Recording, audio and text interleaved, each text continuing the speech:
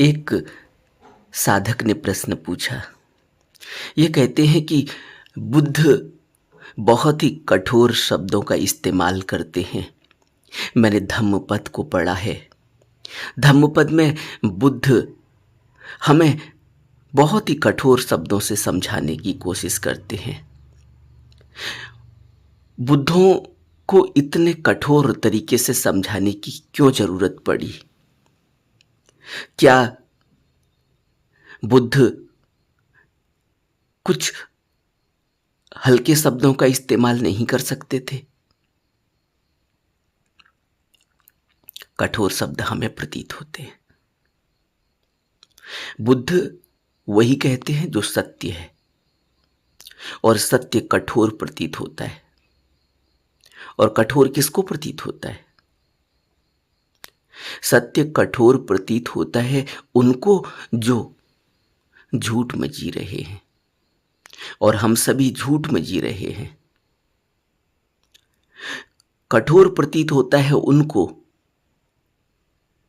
जो इस झूठ से बाहर निकलने की कोशिश कर रहे हैं, सुनने की कोशिश कर रहे हैं, समझने की कोशिश कर रहे हैं। उनको ऐसा लगता है कि यह बहुत कठोर शब्द हैं। आपने किसी सोए हुए व्यक्ति को देखा? सोया हुआ व्यक्ति है, उसको तुम गाली दे दो, उसको क्या फर्क पड़ता है तुम्हारी गाली से? वो सोया हुआ है। लेकिन उसको फर्क कब पड़ेगा?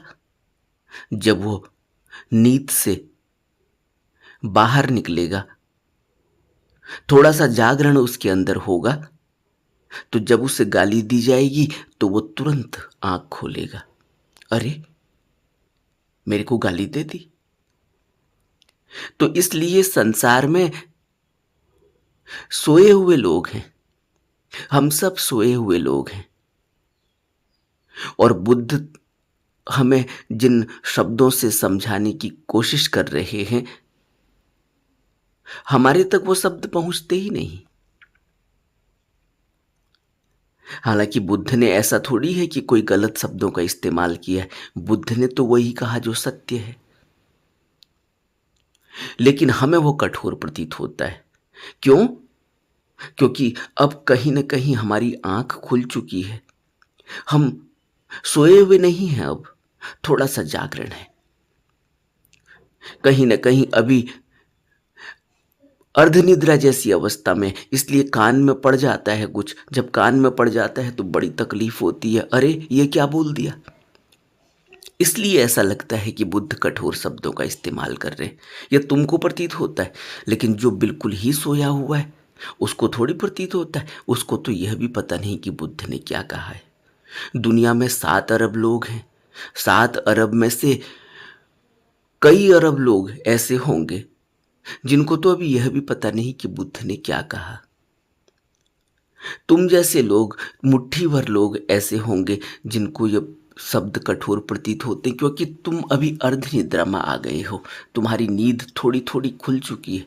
तुमने करवट बदलनी शुरू की है, और करवट बदलते समय जब नींद खुलती है तो कुछ कान में पड़ जाता है। इसलिए लगता है कि कठोर शब्द हैं। कठोर शब्द नहीं है। सत्य कठोर प्रतीत होता है, लेकिन सत्य कठोर थोड़ी होता है। सत्य तो सत्य है।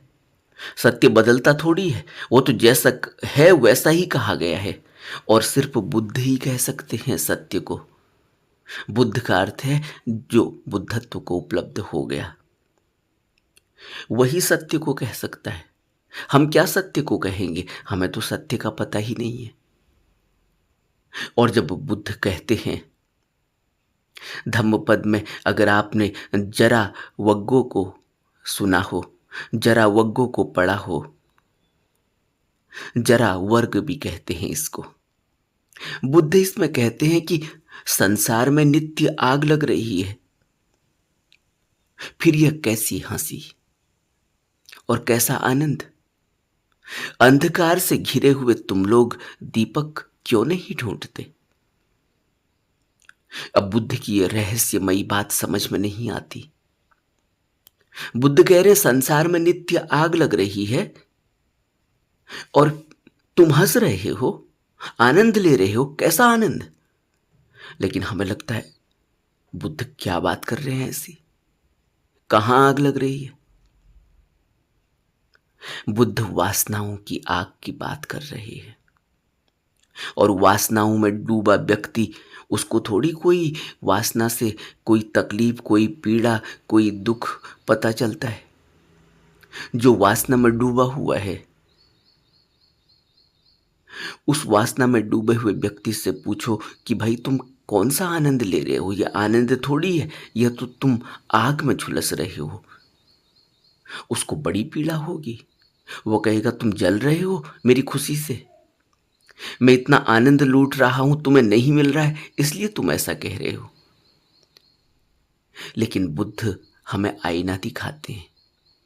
बुद्ध कहते हैं कि जो इन वासनाओं की आग में तुम्हें अभी आनंद और खुशी मिल रही है, हंसी मिल रही है, यह क्षण भर के लिए है।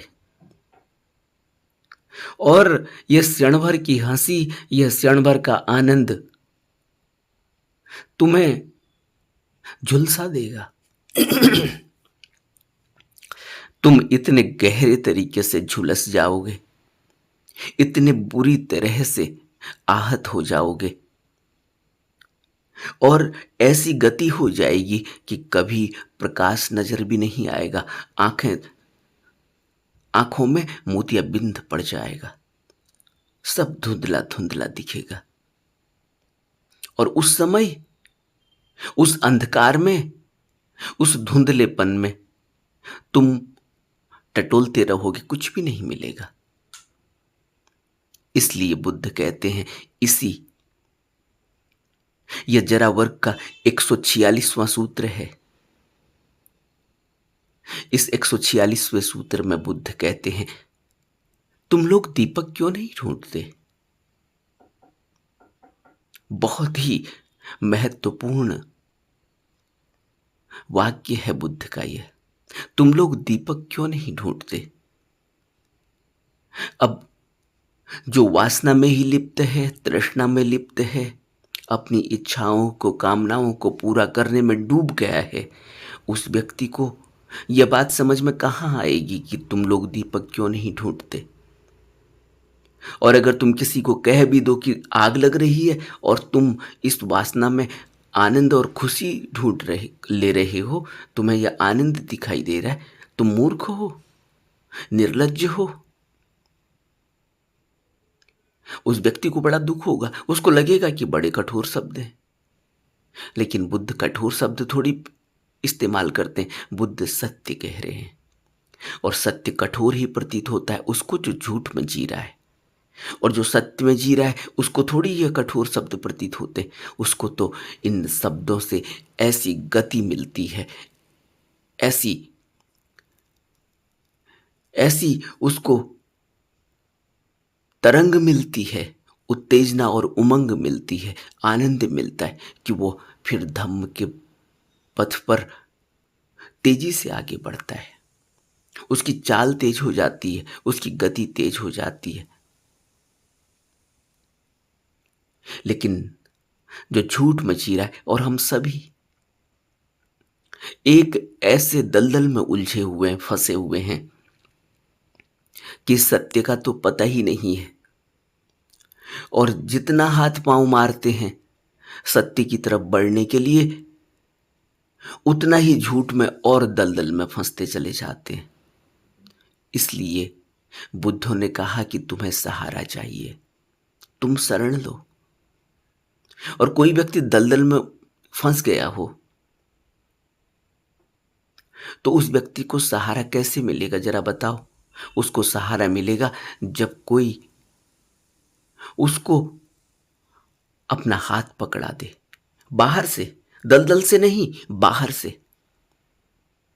अगर दलदल से किसी ने हाथ पकड़ाया, कोई सहारा दिया, तो दलदल में फंसा हुआ व्यक्ति तो अपना ही दलदल में डूब रहा है, तो उसको भी डुबा देगा। हमें सहारा चाहिए उस व्यक्ति का जो बाहर से हमको, उस दलदल के बाहर से सहारा दे। और दलदल के बाहर से सहारा कौन देगा? वह जो दलदल से बाहर निकल गया हो, जो दलदल को जानता हो, समझता हो और कैसे बाहर निकला चाहता है वह भी जानता हो। वह हमें सहारा देगा, हाथ पकड़ाएगा, तब हम उस दलदल से बाहर निकल सकते हैं। और इस दलदल से बाहर कौन खड़ा है? इस दलदल से बाहर कोई ज्ञानी खड़ा है, कोई बुद्ध खड़ा है, कोई सतगुरु खड़ा है। वही सतगुरु कहता है शरणम गच्छामि, बुद्धम शरणम गच्छामि। शरण ले लो, सहारा ले लो, हाथ पकड़ लो। अदरवाइज, अन्यथा जितना हाथ पांव मारेंगे इस दलदल में उतना ही नीचे डूबते चले जाएंगे। अब कोई बिना सहारे के निकल नहीं सकता। यह बुद्ध की चेतावनी भी है, बुद्धम शरणम गच्छामि, कि शरण के बिना नहीं निकला जाएगा, क्योंकि दलदल बहुत बड़ा है। यह भव दलदल है, यह भव बंधन है, यह भव सागर है। इस सागर में गोते खाते ही रहेंगे, यहाँ से बाहर निकलने का कोई उपाय नहीं। सिर्फ वही निकल सकता है जो सागर से ऊपर खड़ा है। और सागर से ऊपर कौन उठा हुआ है? सागर से ऊपर कोई बुद्ध उठा है, जो सुख दुख से ऊपर उठा है, जो हानि लाभ से ऊपर उठा है, जो यश अपयश से ऊपर उठा है। वह बुद्ध है, वह सतगुरु है, उसकी शरण लेनी होगी। इसीलिए तो हमने बुद्ध को भगवान कहा, इसीलिए तो हमने सतगुरु को अकाल पुरुष कहा। वह जो काल के दायरे में नहीं है, जो मृत्यु के दायरे में नहीं है, जो इस भवसागर के दायरे में नहीं है, जो इस भवबंधन में नहीं है, जो इस दलदल में नहीं फंसा है, इससे बाहर है। इसलिए जब वो इस तरह के उपदेश देते हैं तो जो अर्धनिद्रा में हैं, करवटें बदल रहे हैं, जिनकी अभी नींद टूट चुकी है, उनको तो तकलीफ होती है, क्योंकि वो खोज कर रहे हैं। अब वो खोजी हैं, वो कहीं ना कहीं कोई शिविर करेंगे, कुछ और करेंगे, कुछ पढ़ेंगे, धर्म ग्रंथ पढ़ेंगे, कुछ सुनेंगे, कुछ आध्यात्म के बारे में और ज्ञान लेंगे। ये वो लोग हैं जिनको तकलीफ होती है, जिनके कानों में जब इस तरीके के शब्द पढ़ते हैं तो उनको लगता है कि बड़े कठोर शब्द हैं। जो बिल्कुल ही सोया हुआ है, वासना में डूबा हुआ है, अभी उसको आनंद आ रहा है, खुशी मिल रही है, उसको तो बुद्ध कहते हैं कि इस नित्य जल रहे संसार में कैसी हंसी, कैसा आनंद। अंधकार से घिरे हुए लोग हो तुम, दीपक क्यों नहीं ढूंढते? अंधकार से डूबे हुए लोग। और अंधकार में घिरा हुआ आदमी कौन होता है? जिसको कुछ भी पता नहीं। और आपने देखा होगा, अपने ही जीवन को देखो, हमें लगता तो है कि हम ज्ञानी हैं, लेकिन हम कितने अंधकार में घिरे हुए हैं कि हमें पता है कि हम अधूरे हैं, हमें पता है कि हमें सहारा चाहिए। अब हमें सहारा मिलता नहीं, क्योंकि हमारी सहारे को खोजने की जो तरकीब है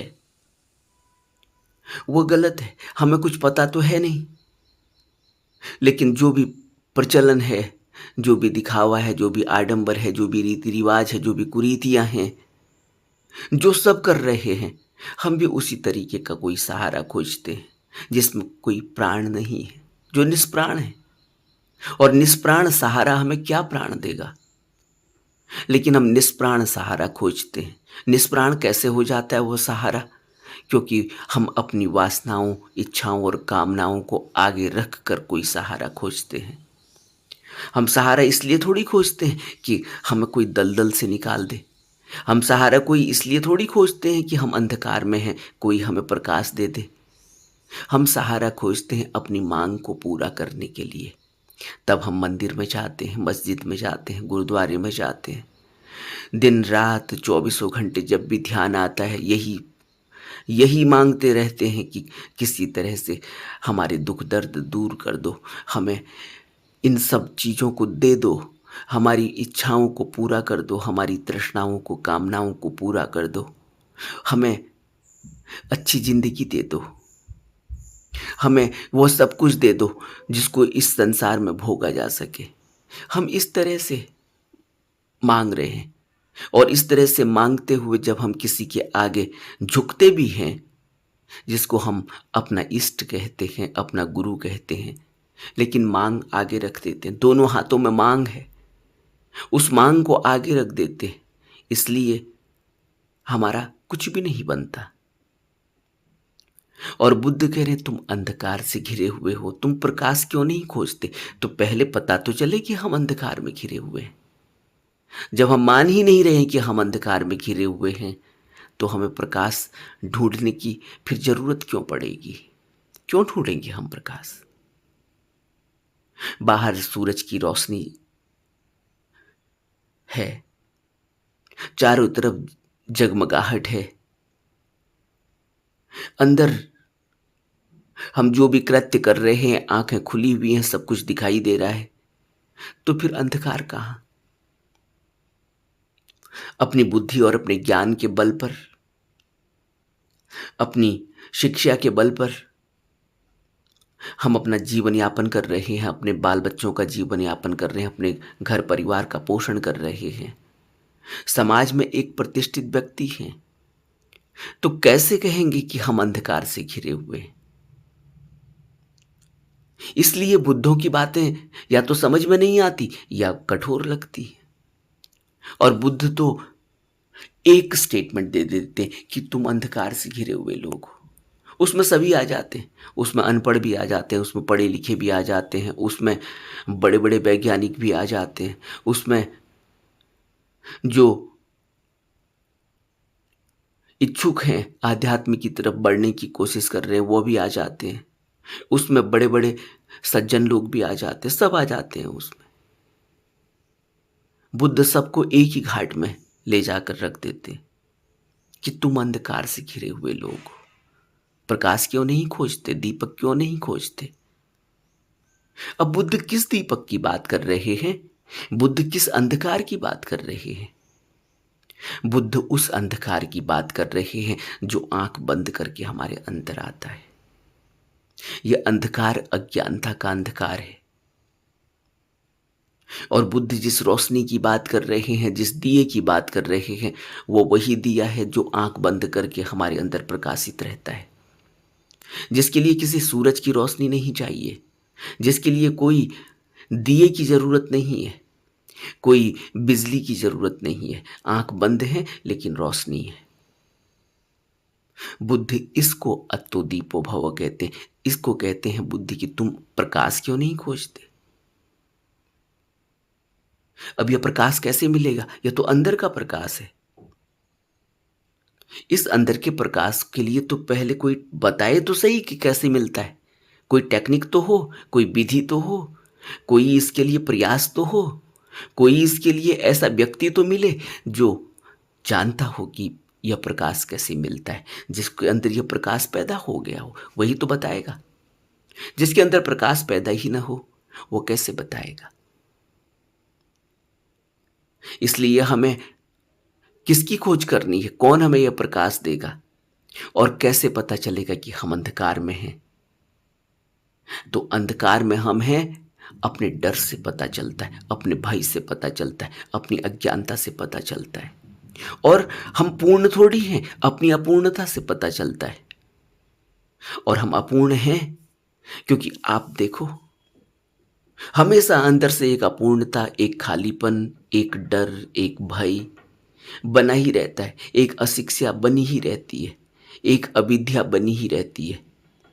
हमेशा एक डर लगा ही रहता है कि मैं नहीं जानता, मैं ऐसा नहीं जानता, मुझे इस बारे में पता नहीं है। हालांकि वो वैज्ञानिक होगा लेकिन फिर भी अभी भी वो अपने को अपूर्ण ही देखता है। यह अपूर्णता क्या है? यह अपूर्णता है अज्ञानता, यह अपूर्णता है अंधकार, यह अपूर्णता है अविद्या। वो कहीं ना कहीं अपने को अपूर्ण पाता है, किसी भी क्षेत्र में पूर्ण लगता होगा उसे, लेकिन वहाँ भी कुछ दिनों में वो कहेगा मैं अपूर्ण हूँ। मैं भी हिट एंड रन या ट्रायल एंड एरर वाला मेथड इस्तेमाल कर रहा हूँ, और हम सब लोग ही ट्रायल एंड एरर वाला मेथड इस्तेमाल करते हैं। कौन जानता है शादी के बाद क्या होगा, कौन जानता है नौकरी मिलने के बाद क्या होगा। सब ट्रायल एंड एरर। नौकरी मिल जाए फिर देखेंगे, फिर वहाँ किसी तरीके से अपने काम को पूरा कर रहे हैं। कुछ नहीं आता है पूछ लेते हैं, कुछ नहीं आता है इधर खोज लेते हैं, उधर खोज लेते हैं, कुछ नहीं आता है फिर भी वैसे ही करते रहते हैं, लेकिन अंदर वो अज्ञानता तो बनी हुई है, कुछ नहीं आता है। यह अज्ञानता हमेशा बनी रहती है। इसको बुद्ध कहते हैं कि तुम अंधकार से घिरे हो। लेकिन यह अंधकार कौन सा है? यह अंधकार है वह अंधकार जो अज्ञानता का अंधकार है। यह अंधकार है वह अंधकार की कमी कुछ न कुछ बनी ही हुई है, और यह कमी कैसे दूर होगी? बुद्ध कहते हैं तुम दीपक क्यों नहीं ढूंढते? अब कौन सा दीपक? यह आंतरिक प्रकाश की बात बुद्ध कर रहे हैं, और आंतरिक प्रकाश अपने से थोड़ी मिलता है। इसके लिए तो कोई विधि चाहिए, कोई बताने वाला चाहिए जिसको प्रकाश मिला हुआ हो, वह उस प्रकाश के बारे में हमें बताता है, विधि बताता है। इसलिए पहला शब्द ही बुद्ध इस्तेमाल करते हैं, बुद्धम शरणम गच्छामि। बुद्धं शरणं, शरण लेनी होगी, स्वीकार करना होगा कि हाँ अंधकार है, स्वीकार करना होगा कि हाँ जिसकी शरण ली जा रही है वो प्रकाशमय है, उसके अंदर प्रकाश है, उसके अंदर दीपक, उसने अपना दीपक खोज लिया है, उसके अंदर दीपक टिमटिमा रहा है, उसके अंदर रोशनी है। वो उस रोशनी से हमारे दीपक को भी जलाएगा, वो उस रोशनी से हमारे दीपक को भी। एक दीपक जला हुआ हो तो हजारों दीपक जला सकते हैं, एक दीपक जला हो तो फिर अंधियारा तो बच ही नहीं सकता, चला जाता है, क्योंकि उस दीपक से दूसरा दीपक जल सकता है। लेकिन पहला दीपक तो जला हुआ होना चाहिए। और हम बड़े ही भाग्यशाली लोग हैं कि बुद्ध का दीपक जला है। बुद्ध ने कहा है कि दीपक जला है। बुद्ध ने कहा है कि आओ शरण लो, बुद्ध की शरण लो। बुद्ध ने यह नहीं कहा, सिद्धार्थ गौतम ने यह नहीं कहा कि मेरी शरण लो। सिद्धार्थ गौतम ने जब बुद्धत्व प्राप्त किया, जब बुद्धत्व को उपलब्ध हुए, निर्वाण प्राप्त हुआ, तो कहा कि बुद्धं शरणं गच्छामि, कि तुम ऐसे किसी की शरण लो जिसका दीपक जल चुका है, उसके दीपक से तुम्हारा दीपक भी जल जाएगा। वह दीपक चाहिए हमें, वह बुद्ध चाहिए हमें, वह गुरु सतगुरु चाहिए हमें। यह पहली कंडीशन है, बुद्धं शरणं गच्छामि। और अगर हम सोचें कि नहीं हम अपने से कर लेंगे, तो फिर ठीक है, करो प्रयास। अगर अपने से कर सकते हैं तो प्रयास तो करना ही चाहिए, लेकिन यह भी देखते रहना चाहिए कि दीपक मिला या नहीं मिला, अंधकार छटा या नहीं छटा। अपने से प्रयास करो, कितना प्रयास करोगे? करना तो चाहिए ही। अगर मन में अभी भी यह है कि नहीं नहीं मैं तो खोज ही लूंगा, क्योंकि मैं तो अंधकार, क्योंकि कुछ खोजने के लिए अंधकार से पहले बाहर तो निकला हुआ होना चाहिए, पहले कोई रोशनी तो दिखे, तभी तो उस अंधकार से बाहर निकल के कुछ खोजेंगे। पहले कोई रोशनी चाहिए, दूसरे की ही रोशनी, कोई टॉर्च की रोशनी चाहिए, कोई दूसरे व्यक्ति के द्वारा बताया हुआ कोई कोई पॉइंटर चाहिए, उसकी अंगुली पकड़ के चलना चाहिए, तब चला जाता है। और फिर धीरे धीरे वहां ठहर कर उस अंधकार में उस दूसरे दिए से जो रोशनी होती है उससे फिर कुछ दिखाई देता है। और फिर एक स्थिति आती है जब अपना ही दिया जल जाता है। इसीलिए तो बच्चे जब स्कूल जाते हैं तो सबसे पहले टीचर कुछ बताता है, तब उस बच्चे को समझ में आती है। अब टीचर की रोशनी से, ज्ञान की रोशनी से, विद्या की रोशनी से उस बच्चे के अंदर कुछ दिखाई दे रहा है, उस बच्चे के अंदर कुछ समझ आ रहा है। हालांकि यह टीचर और यह बच्चा दोनों ही अंधकार में है। बुद्ध जिस अंधकार की बात कर रहे हैं उस हिसाब से दोनों ही अंधकार में है, क्योंकि टीचर कोई भी जब आंख बंद करता है तो अंधकार है, बच्चा भी जब आंख बंद करता है तो अंधकार है। और बुद्ध तो आध्यात्मिक अंधकार की बात कर रहे हैं।